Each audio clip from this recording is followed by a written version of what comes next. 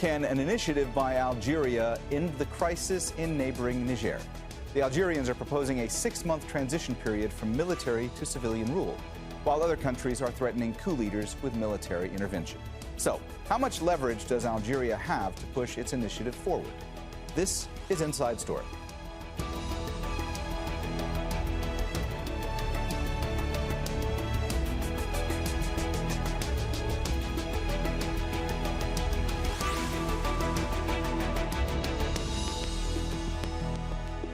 Hello and welcome to the program. I'm Mohammed Jamjoom. The political crisis in Niger is turning into a growing problem for neighboring countries, among them Algeria. The coup last month in Niger has unleashed fears of fighting spilling over its borders and reinforcing armed groups linked to Al-Qaeda across the troubled Sahel region. Algeria is proposing a transitional government in Niger to avoid military intervention by some of Niger's neighbors. But leaders of the coup say their support is growing stronger and louder at home. So, will Niger welcome Algeria's plan? And can sanctions force all parties to the negotiating table? We'll explore these issues and more with our guests in a moment. But first, this report by Katia Lopez-Odayan. It's been 5 weeks since Niger's president Mohamed Bazoum was deposed by his presidential guard. International calls to reinstate him have grown, as well as threats of a military intervention to make that happen. Algeria wants to avoid military action in neighboring Niger and is proposing a plan for a transitional government. There must be participation and consent from all parties in Niger. No one should be sidelined. These arrangements should not exceed 6 months. They should happen under the supervision of a civil authority led by a mutually agreed figure.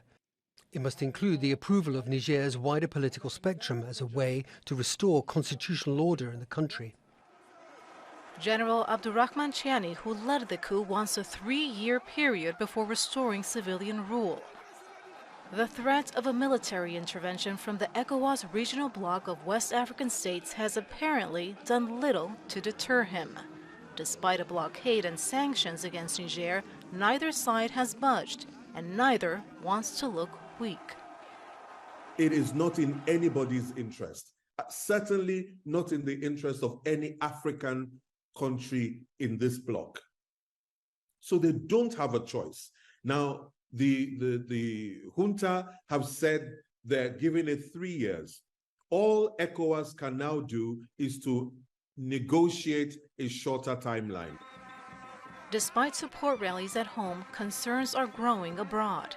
Neighbors like Algeria fear fighting in Niger could spill over the border, threatening more instability and a humanitarian crisis. Sanctions put in place by ECOWAS don't include an exemption for humanitarian aid. So there is no exemption right now. There is no way to bring humanitarian aid into the country. Fighting in Niger could further destabilize the region and bolster armed groups linked to Al-Qaeda and ISIL operating in the Sahel region. As the political instability in Niger goes on, neighboring countries, including Algeria, hope diplomacy will outweigh plans for military intervention. Katia Lopez-Odayan for Inside Story.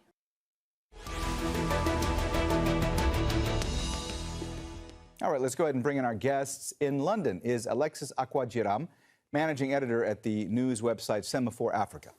In Abuja, capital of Nigeria, is Kabir Adamu, managing director at Beacon Consulting. That's a security risk management and intelligence provider in Nigeria and the Sahel region. And in Saint-Malo in France, we have Jacques, Reland, senior research fellow at the Global Policy Institute think tank. A warm welcome to you all. And thanks so much for joining us today on Inside Story. Kabir, let me start with you today. From your vantage point, does this initiative by Algeria to end the crisis in Niger actually have a chance at succeeding? I mean, do you think that the coup leaders in Niger would welcome Algeria's plan? Thank you. So from the side of ECOWAS, it appears to me that this is an opportunity for a soft landing. Since the July 26 coup d'etat, ECOWAS' attempt to find a solution, as it were, and to restore democratic constitutional order in Niger has more or less failed. And ECOWAS is at a point where it's looking weak. The last statement that came out of the chairman of the ECOWAS Commission did indicate that ECOWAS would contemplate some form of transition program. And so if Algeria is coming up with this shorter period than the one that was put forward by the junta in Niger, then it's most likely that ECOWAS would listen to this, although there are several determinants that would be at play. For instance, the position that the chairman of ECOWAS, the Nigerian president, has taken, the insistence, for instance, on a military intervention, and the fact that the junta itself has consistently not proven to be a trustworthy party in negotiations like this. So all of this would determine how ECOWAS, I would say, respond to this Algerian solution that has been put forward. Alexis, Kabir there was talking about ECOWAS, the regional bloc of West African states. And I want to ask you a similar question. From your perspective, how seriously will the Algerian initiative be taken by ECOWAS? And how much weight does Algeria carry in all of this? I think this will be taken extremely seriously by ECOWAS. I think it's exactly right that this is offering a soft landing, because ultimately ECOWAS does not want to follow through on this suggestion of military intervention, and equally ECOWAS doesn't want to seem weak, so it's in a really awkward position, and this offers an opportunity. Now, it will be taken seriously because Algeria shares a border with Niger, so this is Algeria offering a solution, and Algeria has a plausible reason to actually care and follow through. So that really helps, because then they can be a decent broker between the position of ECOWAS, and then they don't necessarily seem to be aligned to France, but they do care because Algeria has said repeatedly that it would not support any form of military intervention, and it's in their best interest because they do not want this to escalate. They do not want any form of necessary conflict, any kind of unnecessary action and conflict on their doorstep. So Jacques, Kabir and Alexis have been talking the last few minutes about how ECOWAS will react to this proposal by Algeria. But let me ask you, how likely is it that France would sign on to this initiative? I think France would support it already because for two reasons. First, President Tebboune of Algeria and Macron get on well in spite of the conflicts that they have over many issues, but they get on well, they often speak, and they already, a few years ago, in their last meeting when Tebboune and Macron met, they talked about the role that Algeria should play in stabilizing the situation in the Sahel. And France thinks that in that case, Algeria would be an honest broker, because Algeria, as was said, has a big border with Niger, and Algeria certainly doesn't want to have a war on its doorstep. There's already Algeria is very concerned about the trouble in Mali and in Niger. They are very worried about the jihadist group. Don't forget that Algeria suffered in the 90s from radical Islamists with the FSC, so they are very sensitive to that issue, and they think that a war in that region would benefit only the jihadist group, who could take advantage of the fact that the Nigerian army, for example, will be busy repelling invaders and so on. So, and they've already noticed that in a country like Mali, the jihadist progress is very strong since the French have left. And another point also is that Algeria has very good relationship with Russia. 90% of the military equipment in Algeria is from Russian origin. So they really think that Algeria would be the ideal country to try to bring a solution, a negotiated solution to this imbroglio in Niger.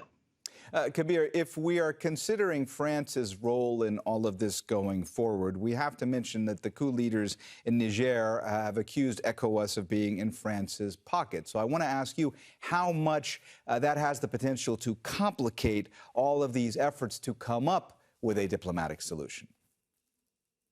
So already we've listened to reactions from civil society organizations that are actually close to the junta in Niger to this development.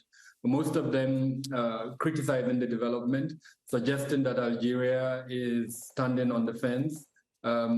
Just like has been mentioned, Algeria has maintained a neutral stand. It's said clearly that it does respect democratic governance, and to that extent, it's supportive of President Bazoum. But it has also given this leeway, as it were, to the junta to allow them a transition period for say 6 months. So civil society organizations are condemning this stance. They would have preferred a situation where Algeria, supports the junta, especially with regards to the junta's strong stance against France. And I think this is the deciding element. Most Nigerians are united, as it were, regarding their condemnation of France's post-colonial policies. And so that's the very tricky line that Algeria will have to play. Now, how it does that vis-a-vis ECOWAS' desire to restore democracy and to continue the coup wave that is going through West Africa would be a very difficult balancing act. But like has been mentioned, Algeria has all the credentials to play that role. If it's supported by other regional powers, the US, France as an example, which sadly will have to play a very a backseat and not a forward position, as it were. Alexis, Niger's coup leaders have called for a transitional period that lasts, I believe they said, at most 3 years. And I want to ask you about this because Algeria's plan mentions a 6-month transitional period. So when it comes to that specific point of contention, would the coup leaders in Niger potentially agree to a shorter timeline when it comes to transition? I think it's entirely possible that they would agree to it. I think their opening offer of a 3-year period of transition is a negotiation position. They are looking at where they can start from and then maybe reduce from there, but they want it to be as ambitious as possible. I mean, I think we should always keep sight of how this all started. This was an opportunistic coup whereby it appears that the head of the Presidential Guard was going to be pushed out. So then from there, it has snowballed and they're in this position. But, I mean, ultimately, they'll want to find some kind of middle ground. So I don't think they'll necessarily be ideologically driven and believe that they have to push through on 3 years. And then at least they can find some form of compromise solution. Also, it's worth bearing in mind that these sanctions that are being imposed on Niger are going to keep on biting. It's not going to get easier, so they will want to resolve this because on several indices, Niger is one of the poorest countries in the world. Now, the price of goods, particularly foodstuffs, is going up constantly. Food inflation is going to go through the roof. It is already, and then electricity has been shut down as well, electricity coming from Nigeria. So that's all going to increase the pressure on the junta because over time, support for them will wane, so they'll want to wrap this up. And that's why I don't think they're going to stick to it has to be 3 years when they could compromise and move closer to the 6 months being suggested by Algeria. Jacques, I want to step back for a moment and look at another complicating factor when it comes to France's role in all of this, because the coup leaders in Niger gave France's ambassador to Niger 48 hours to leave the country, but President Emmanuel Macron announced that the ambassador will remain in Niger. So from your vantage point there in France, I mean, how much does that have the potential to make the situation potentially worse going forward? France has a wait-and-see attitude in that matter. They don't want to give in to the junta. They're capitalizing on the fact that maybe the population will begin to get worried about the impact of the sanction, as the previous speaker said, because there's a humanitarian crisis is developing there. There are some dissensions, apparently, in the junta. Not everyone agrees on the way forward. They also will propose, point the fact that this coup was a bit strange because the situation in Niger under President Bazoum was getting better in economic and security terms, and he was democratically elected. So they think that maybe the people in Niger will ask, what is the junta bringing to the plate? What is it giving me? What is it offering me? And we don't see anything that the junta could provide except surfing on the populist anti-French feelings which has been actually activated and promoted by Russia in the region. So what are they giving? And in that sense, the idea that they have chosen, I was surprised. I thought that maybe the junta would want a shorter transition period.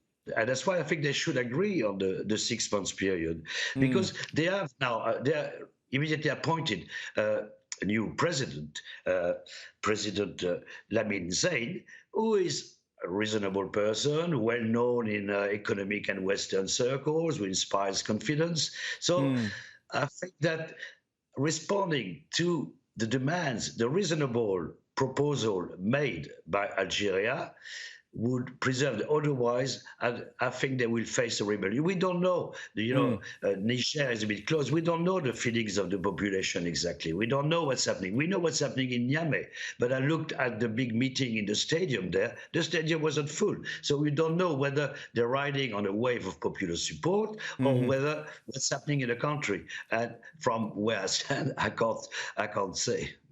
Alexis, I saw you reacting quite a bit to what Jacques was saying there, and it looked like you wanted to jump in, so I'm going to go ahead and give you that opportunity.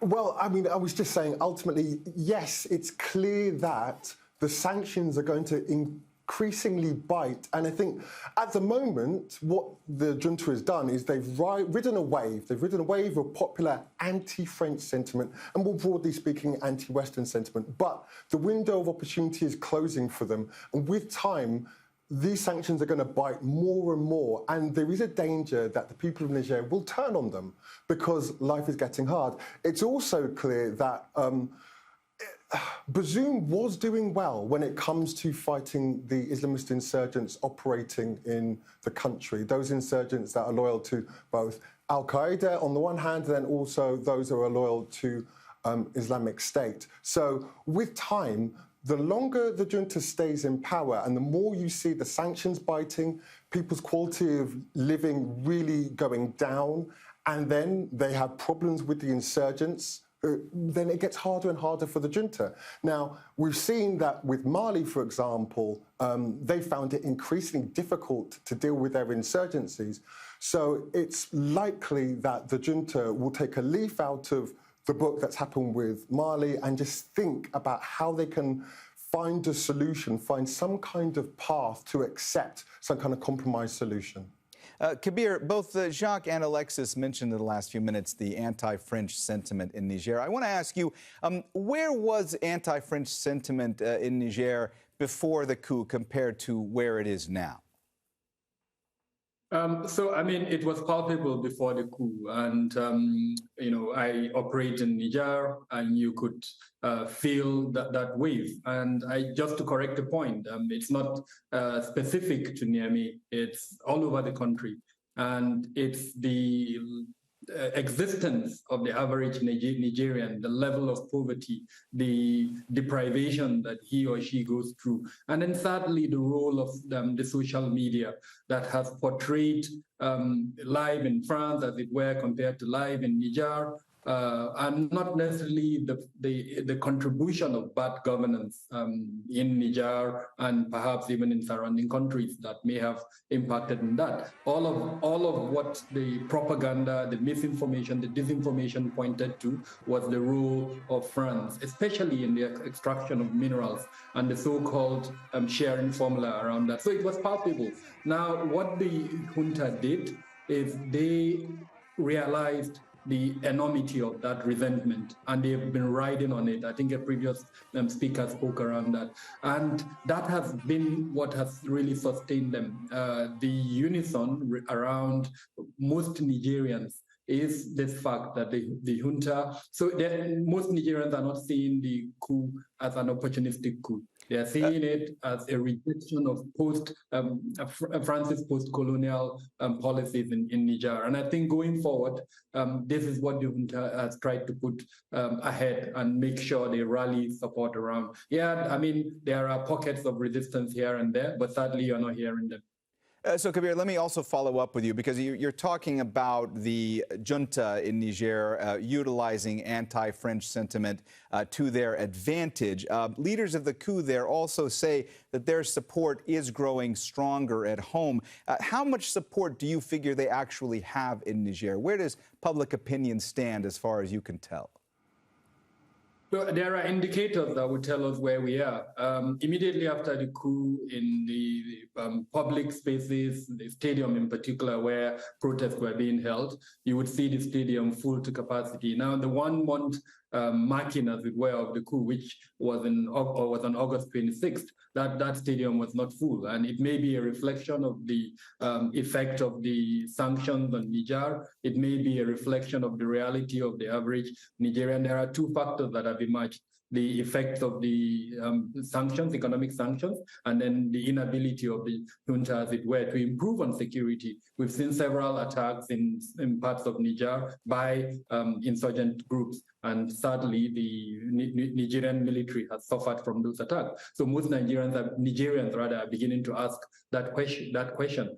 Now, at the moment, there are several narratives that have come up. Some, of course, riding around this anti-French sentiment are supportive of the junta, but another group is also saying, look, what has the junta brought on board? All we're seeing is the effect on the sanctions. They've not put forward any alternative position, especially in terms of how they intend to manage better the resources that Niger has. So clearly, the support that they've generated at the beginning of the coup is beginning to wane. How far that go and what pressure it will add on them, only time will tell. Jacques, let me ask you about one more specific part of the initiative by Algeria. Algeria says that they would also seek a United Nations conference to restore constitutional order, propose guarantees for all sides in the crisis, and to host a conference on development in the Sahel region. Is that something you can actually see happening going forward? That would be nice if it could happen. I don't know whether it can be done with everyone, because in this region there's so many. This region has become a playground for kind of the struggle between regional powers, and also we know that the whole of Africa, not just the Sahel, is seen as a treasure chest, and everyone wants a piece of the action there. All the world powers are present there. So could you have a conference where everybody comes to the table feeling genuine, with a genuine desire to solve the situation? I'm not sure. Especially, there's also another dimension to the conflict, is the anti-West dimension, which is being played out there. There's a challenge all over the world. We saw the reaction of many African countries to Russian invasion of Ukraine. You can see that there's a growing challenge in the rest of the world, not just in Asia, in South America, to the Western order as it was established after World War II. So the fact that could they adopt a multilateral, well-meaning approach, I'm not too sure in the current climate, because it seems that the role of many powers seems to be to want to destabilize the Sahel rather than stabilize it. Alexis, I want to ask you more specifically about how concerned Algeria is about the potential of spillover of violence from Niger if a military confrontation takes place going forward. I mean, how much could fighting in Niger destabilize the region, and how much might it bolster armed groups linked to Al-Qaeda and ISIL that operate in the Sahel region? Oh, it could massively destabilise the region. I think that's why Algeria is taking this so seriously. I mean, the longer this goes on, and if there was any form of conflict, any form of military intervention, the only beneficiaries would be the insurgents. Because already we've seen this in Mali and in Burkina Faso, and we're seeing it in Niger.